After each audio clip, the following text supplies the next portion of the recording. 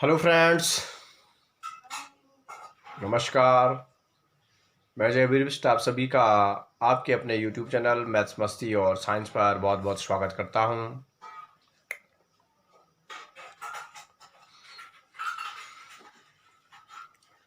Friends, यदि आपने अभी तक मेरे चैनल को सब्सक्राइब नहीं किया है तो चैनल को सब्सक्राइब कर लें।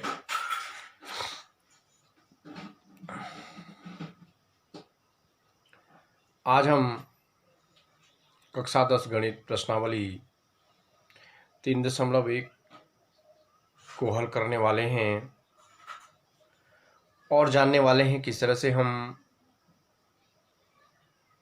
दो चरों वाले रैखिक समीकरणों का निर्माण करते हैं, किस तरह से हम दो चरों वाले रैखिक समीकरणों को बनाते हैं। और अभी तक जिन लोगों ने मेरी पिछली वीडियो दो चरों वाले रैखिक समीकरण को नहीं देखा है वो एक बार उसे देख लेंगे ताकि उन्हें प्रश्नावली 3.1 अच्छी तरह से समझ में आ जाए।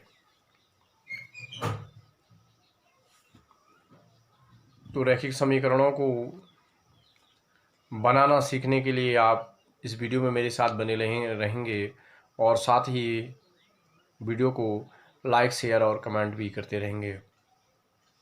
आइए आज के टॉपिक पर हम आगे बढ़ते हैं। चलिए दोस्तों, आते हैं प्रश्नावली 3.1। पहला प्रश्न है, जिनके पास बुक है वो बुक खोल के देख लेंगे। प्रश्न नंबर 1 लिखा है, आफ्ताब अपनी पुत्री से कहता है 7 वर्ष पूर्व मैं तुमसे 7 गुनी आय का था, अब से 3 वर्ष बाद मैं तुमसे केवल 3 गुनी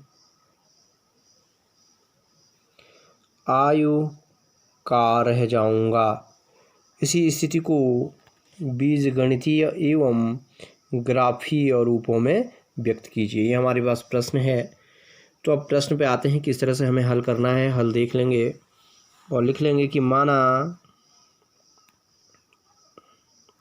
क्योंकि इसमें ना ही हमारे पास आफ्ताब की आयु दे रखी है और ना ही उसकी पुत्री की आयु दे रखी है। ना आफ्ताब की आयु ज्ञात है और ना पुत्री की आयु ज्ञात है, लेकिन इन दोनों के बीच में जो संबंध है, रिलेशन है, वो हमें दिया हुआ है। तो सबसे पहले क्या करेंगे, आफ्ताब और उसकी पुत्री की आयु को मान लेंगे हम। ठीक है, तो माना आफ्ताब की आयु बराबर, और आयु में से भी कौन सी आयु, चाहे तो माना आफ्ताब की वर्तमान आयु लिखेंगे, यहाँ पे लिखेंगे वर्तमान आयु। माना आफ्ताब की वर्तमान आयु बराबर x वर्ष, और दूसरी लाइन से आफ्ताब की पुत्री की वर्तमान आयु बराबर वर्तमान आयु बराबर y वर्ष। ये तो उनकी वर्तमान आयु है। अब हम प्रश्न में जो पहली स्थिति दी हुई है उस पे आते हैं। कह रहा कि 7 वर्ष पूर्व में तुमसे 7 गुनी आयु का था। 7 वर्ष पूर्व की बात कर रहा है, यानी आज से 7 वर्ष पहले की बात कर रहा। अगर आज इसकी आयु x वर्ष है तो 7 वर्ष पूर्व क्या होगी। सपोज आज आफ्ताब की अगर आयु आज 57 वर्ष है, सपोज, यानी मान लिया मैंने, ठीक है। तो 7 वर्ष पहले क्या रहेगी, आज से 7 वर्ष पहले क्या रही होगी, 57 माइनस 7 यानी 50 वर्ष। तो उसी तरह से यहाँ पे भी कर लेंगे कि 7 वर्ष पूर्व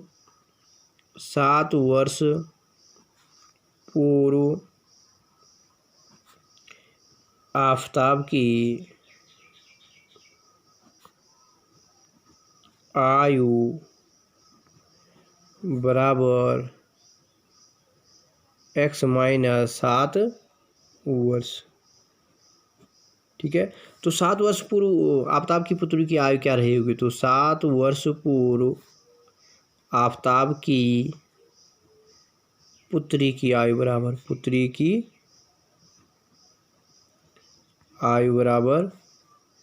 y माइनस 7 वर्ष। ठीक है, अब प्रश्नानुसार आते हैं हम। प्रश्न के अनुसार लिखा, जो इसमें लिखा है तो यहाँ पे लिख लेंगे प्रश्नानुसार, अकॉर्डिंग टू क्वेश्चन। तो प्रश्नानुसार लिखा है यहाँ पे, एक बार फिर से ध्यान देंगे कि 7 वर्ष पूर्व में तुमसे 7 गुनी आयु का था। मतलब आफ्ताब की पुत्री की आयु को अगर 7 से गुणा करेंगे तब जाके वो आफ्ताब की आयु के बराबर होगा। तो ये हो जाएगा आफ्ताब की आयु बराबर x माइनस 7 वर्ष बराबर y माइनस 7 और कितने गुणा 7। इसको हल कर लेंगे तो आ जाएगा x माइनस 7 बराबर 7y माइनस 49। ठीक है, एक इधर ले आएंगे या तो एक ही तरफ इनको ले आएंगे, इसको उधर ले जाते हैं तो ये हो जाएगा x इक्वल टू 7y और इधर माइनस का था, इधर जाके प्लस हो गया है। 49 में से 7 गया तो कितना हो जाएगा माइनस का 42। तो ये पहला समीकरण, पहली स्थिति बन गई। ठीक है, पहली स्थिति ये बनी। अब आते हैं दूसरी स्थिति को, फिर से प्रश्न में आते हैं। कह रहा अब से 3 वर्ष बाद मैं तुमसे केवल 3 गुनी आयु का रह जाऊंगा। तो सबसे पहले देखेंगे अब से 3 वर्ष बाद आफ्ताब की आयु कितनी होगी। आज अगर उसकी x है तो 3 वर्ष बाद यानी x 3 उसमें जुड़ जाएगा। तो 3 अब से 3 वर्ष बाद आफ्ताब की आयु बराबर x धन 3 वर्ष। यानी अगर आज 57 थी तो 60 हो जाएगी, वही चीज़ है x थी तो 3 हो जाएगा। अब ऐसे ही उसकी पुत्री की अगर वर्तमान आयु y है तो 3 वर्ष बाद क्या होगा। तो अब से ये उसके लिए मैं डॉट डॉट कर दूँ, बाद आफ्ताब की पुत्री की आयु बराबर y धन 3 वर्ष। ठीक है, अब आते हैं हम आगे प्रश्नानुसार पर कि प्रश्न के अनुसार क्या लिखा है। अब से 3 वर्ष बाद मैं तुमसे केवल 3 गुनी आयु का रह जाऊंगा। यानी आफ्ताब कह रहा है कि आपसे 3 वर्ष बाद मेरी आयु जो होगी वो अपनी पुत्री की आयु की 3 गुनी होगी। यानी उसकी पुत्री की आयु को अगर 3 से गुणा कर देंगे तो वो आफ्ताब की आयु के बराबर होगा। तो यहाँ पे लिख लेंगे प्रश्नानुसार, प्रश्नानुसार। तो प्रश्नानुसार है अब से 3 वर्ष बाद में तुम्हारी आयु का 3 गुना रहे। तो आफ्ताब की आयु x धन 3 और 3 गुनी आयु का मतलब y धन 3 गुणा 3। ठीक है, तो ये क्या हो जाएगा x धन 3 बराबर 3y धन 9। तो x बराबर 3y, ये प्लस का है इधर जाके माइनस, तो 6। समीकरण 2। अब ये हमारा बीजगणितीय रूप हो गया। बीजगणितीय रूपों में आगे एक ये बन गया, दूसरा ये बन गया। अगर हम इसे 2 चरों वाले रैखिक समीकरण के प्रॉपर रूप में लिखना चाहेंगे तो इसको इस तरह से लिख सकते हैं x माइनस 7y प्लस 42 बराबर 0। ठीक है, इधर ले आया सारे के सारा। और इसको भी लिखना चाहेंगे तो ये y है यहाँ पे, सॉरी, कि x माइनस 3y माइनस 6 बराबर 0, ये बच जाएगा हमारे पास। ठीक है, तो अब हमें क्या करना है, इनको ग्राफीय रूपों में हल करना है। कौन से रूपों में हल करना है, ग्राफीय रूप में। तो ग्राफीय रूप में हल करने के लिए कम से कम इस समीकरण से भी हमारे पास x और y के 2 मान चाहिए और इस समीकरण से भी x और y के 2 मान चाहिए। तो आइए ग्राफीय रूपों के लिए हल करने के लिए पहले समीकरण इसको ले लेंगे, समीकरण 1 से। तो समीकरण 1 से, ठीक है, x बराबर 7y माइनस 42। अब क्या करेंगे, 2 कॉलम बना लेंगे, एक में x लिख लेंगे, दूसरे में y लिख लेंगे और इनके कम से कम हम कितने मान निकालेंगे, 2 मान। 2 मान से कम में हम इसको हल नहीं कर पाएंगे, ग्राफ नहीं बना पाएंगे। तो ग्राफ बनाने के लिए कम से कम हमारे पास 2 मान अवश्य होने चाहिए। तो यहाँ पे क्या करते हैं, अगर हम यहाँ पे मानों का भी अंतर ज़्यादा नहीं आना चाहिए कि हम y बराबर 0 रख देंगे तो x का मान माइनस का 42 कितना ऊपर चले जाएगा, तो ये ध्यान रखना है। ठीक है, हमने कहा कि अगर यहाँ पे y बराबर 6 रख दें, y बराबर 6, y की जगह पर अगर 6 रख लेते हैं, देखो इसमें y बराबर 6 रखने पर ये y बराबर 6 रखा तो x बराबर 7 गुणा 6 माइनस 42, तो x बराबर 6 सतह 42 माइनस 42 बराबर 0 आ गया 0। तो अगर y बराबर 6 है तो x बराबर 0, पहला मान निकला। ऐसे ही अगर हम y बराबर 7 रखते हैं, क्या रखते हैं, y बराबर 7, तो y बराबर 7 रखने पर अगर y बराबर 7 रखते हैं तो समीकरण में y की जगह पे 7, तो x बराबर 7 गुणा 7 माइनस 42, तो 7 सतह 49 माइनस 42 बराबर 7। ठीक है, तो अगर हमने x बराबर y बराबर 7 रखा तो x बराबर भी 7 ही निकला, ये दोनों के दोनों मान निकल के। तो इन दो मानों को लेके हम इसको क्या कर सकते हैं, हल कर सकते हैं, इनका एक रेखा बन सकती है। ठीक है, ऐसे ही दूसरे समीकरण को हम लेते हैं। दूसरा समीकरण था x माइनस 3y, तो x बराबर 3y धन 6। अब x बराबर 3y धन 6 को लेते हैं, तो x बराबर 3y धन 6।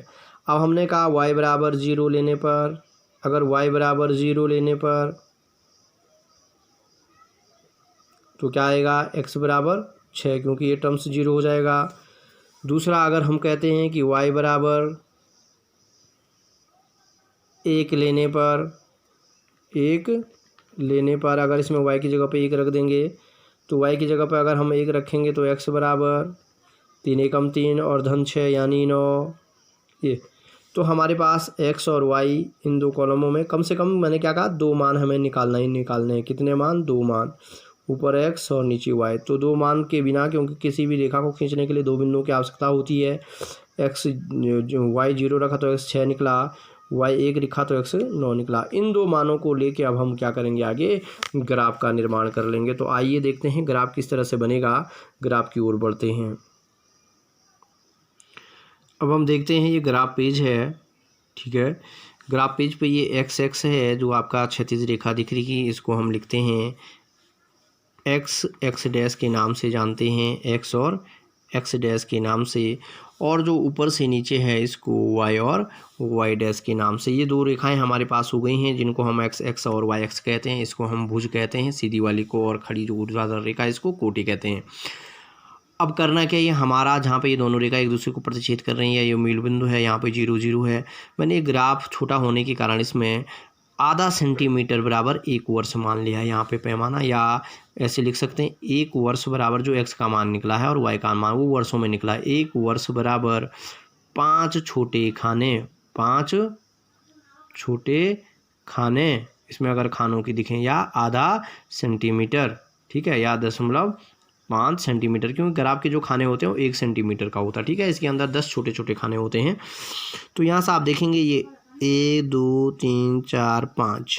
ठीक है, 5 खाने के बाद ये लाइन खींच गई, फिर 1 2 3 4 5, 5 खाने के बाद दूसरी लाइन खींच गई। इधर की तरफ हमारा धनात्मक होता है, ऊपर की तरफ धनात्मक, नीचे और इधर को ऋणात्मक। तो यहाँ पे 1, यहाँ पे 2, यहाँ पे 3, यहाँ पे 4 5 6 7 8 9 और 10 तक हमने चिन्ह लिख लिया। ठीक है, ऐसे ऊपर की तरफ 1 2 3 4 5 6 7 8 9 और 10। अब हमारे पास अभी जो मान निकले थे दोनों के दोनों धनात्मक थे, ऋणात्मक कुछ भी नहीं था, तो इसलिए मैं 2 अन्य को ना छोड़ के, नहीं तो इस पर ऋण 1 ऋण 2 ऋण 3 ऋण 4 ऋण 5 ऋण 6 ऋण 7 ऋण 8 इस तरह से लिखेंगे। इधर को भी ऋण की संख्याएं लिख लेंगे। अब हमारे पास जो पहला मान था x और y को, उसको देख लेंगे क्या है। अब देख लेंगे जो पहला समीकरण हमारे पास था x minus 7y, x equal to 7y minus 42 था। ठीक है, x equal to 7y minus 42। जब हमने मान निकाले तो x बराबर 0 7 और y बराबर 6 और 7। तो पहला जो मान होगा, पहला बिंदु होगा 0 और 7 का, दूसरा बिंदु होगा 7,7 का। तो अब ग्राफ में आते हैं, दूसरे ग्राफ के ऊपर देखते हैं कि 0 और 6 कहाँ पर होगा। 0 यानी x का मान 0 तो यही मूल बिंदु पे होगा, और y का मान 6 है, पहला मान तो 6 यहाँ पे, यानी पहला बिंदु हमारा y अक्ष पर ये बनेगा। ठीक है, यहीं पे बन जाएगा। दूसरा 7,7 है, x का भी 7 है, y का भी 7 है, x का 7 ये है और प्लस का है इसलिए y का 7 ये है। अब क्या करेंगे, इसका भी सीधा ढूंढेंगे। ये देखिए, ये मोटी वाली बीच की जो मोटी लाइन है उससे इधर को आएंगे और इसका नीचे का मोटा लाइन ये है, यहाँ पे देख लेंगे ये, ठीक है। नीचे से जो मोटी लाइन जा रही है ये पे जा रही है, देख सकते हैं ये। तो ये 7,7 का बिंदु बन गया है। यहाँ से भी आप देखेंगे तो ठीक 7 वाली लाइन पे है, यहाँ से भी देखेंगे तो ठीक 7 वाली लाइन पे। तो यहाँ का जो बिंदु है ये है 7,7, क्या हो गया ये 7,7, और यहाँ पे जो बिंदु है ये वाला ये है 0,6। अब हमें क्या करना है, पटरी और लेके और इसको और इस बिंदु को मिला देना है, ठीक है। इस बिंदु को और इस बिंदु को हम इन दोनों बिंदुओं को पटरी की सहायता से मिला देंगे। पटरी की सहायता से मिलाने से हमें इस प्रकार की ये रेखा प्राप्त होगी और इस रेखा का मान हो जाएगा, नाम होगा x - 7y + 42 बराबर 0, ठीक है। तो ये पहली लाइन हो गई। अब ऐसे ही हमें दूसरा देखना है। दूसरे में x का पहला मान 6 था और y का 0 था। x का 6 मतलब ये यहाँ पे, y का 0 मतलब ये बिंदु यहीं पे बनेगा, ठीक है। क्योंकि y का मान 0 है इसमें, तो इसलिए ये यहीं पे ये बंद होगा। दूसरा है x का मान 9 है और y का मान 1 है। x का मान 9 ये यहाँ पे है, ये देख सकते हैं आप दूसरे उसमें कि x का मान 6 है, तो एक बिंदु इन दोनों को लेके बनाएंगे और दूसरा इन दोनों को लेके बनाएंगे, ठीक है। और 9 और 1 है, तो y का मान 1 है। तो x वाले पे 9 ये है और y का 1 ये है, दिख रहा है, ये 1 दिख रहा, धन का 1 है, इसलिए इस पे 9 यहाँ पे हमारा बिंदु बन जाएगा। अब फिर से उसी तरह से जिस तरह से हमने ये ठीक से ये वाली लाइन है, यहाँ पे बिंदु बनेगा, छोटा बिंदु बना लेंगे और एक बिंदु हमारा यहाँ पे बना था, ठीक है। यहाँ पे बिंदु का नाम होगा 6,0 और इस बिंदु का नाम हो जाएगा 9,1। अब इसको और इसको भी मिला देंगे और एक रेखा खींच लेंगे। अब देख सकते हैं ये 6,0 और 9,1 को मिलाया तो इस तरह से एक रेखा हमें प्राप्त हुई। जो ये रेखा है ये क्या हो जाएगी, इसका जो समीकरण था x - 3y - 6 = 0, इस रेखा का नाम होगा और इस रेखा का नाम ये हो जाएगा। तो इस तरह से हमारे पास ये इसका ग्राफीय निरूपण हो गया है। और जो ये लिखा है x - 7y + 42 बराबर 0 और x - 3y - 6 बराबर 0, ये बीजगणितीय रूप है, ठीक है, जो कि हम कॉपी में हल कर चुके हैं। उसके बाद इस तरह से हमें इसको ग्राफ पे बनाना है। आगे के शेष 2 प्रश्नों का आपको मैं बीजगणितीय रूप हल कराऊंगा और ग्राफीय रूप बिल्कुल इसी प्रकार से आपको खुद ही करना है और पैमाना बिल्कुल इसी तरह से लिख लेना। जैसे मैंने यहाँ पे लिख लिया, 1 वर्ष बराबर 5 छोटे खाने या 0.5 सेंटीमीटर, जैसे भी आप लिखेंगे। अगर क्योंकि यहाँ पे खानों की संख्या क्या थी, कम थी, इसलिए नहीं तो 1 सेंटीमीटर का खाना लेके भी हम इसको बना सकते थे, ठीक है। तो अब आएंगे इसी तरह प्रश्नावली के प्रश्न नंबर 2 पर। अब आते हैं इसी प्रश्नावली के प्रश्न नंबर 2 पर। लिखा है प्रश्न नंबर 2, क्रिकेट टीम के एक कोच ने ₹3900 में 3 बल्ले तथा 6 गेंदें खरीदी। बाद में उसने एक और बल्ला तथा उसी प्रकार की 3 गेंदें ₹1300 में खरीदी। तो इसको बीजगणितीय और ग्राफीय दोनों रूपों में हमें क्या करना है, प्रदर्शित करना है। बीजगणितीय रूपों में भी और ग्राफीय रूपों में। तो सबसे पहले हम इसका हल कर लेंगे।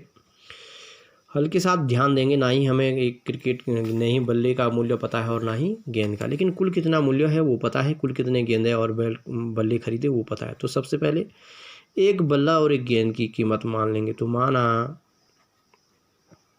एक बल्ले का मूल्य बराबर x रुपये और एक, क्योंकि गेंद का मूल्य भी पता नहीं है, गेंद का मूल्य बराबर y रुपये, ठीक है।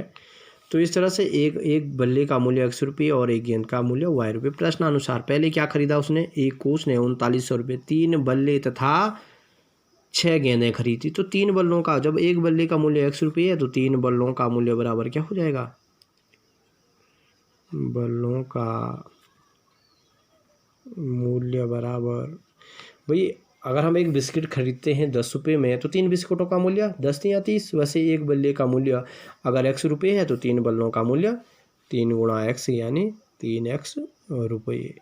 इसी तरह एक गेंद का मूल्य y रुपये है तो 6 गेंदों का मूल्य 6y, तो 6 गेंदों का मूल्य बराबर 6y रुपये। अब प्रश्नानुसार 3 बल्ले और 6 गेंदों का मूल्य कितना है, 3900 रुपये। तो लिख लेंगे प्रश्नानुसार 3 बल्लों का मूल्य धन 6 गेंदों का मूल्य बराबर 3900 रुपये। ये बन गया हमारा पहला बीजगणितीय समीकरण।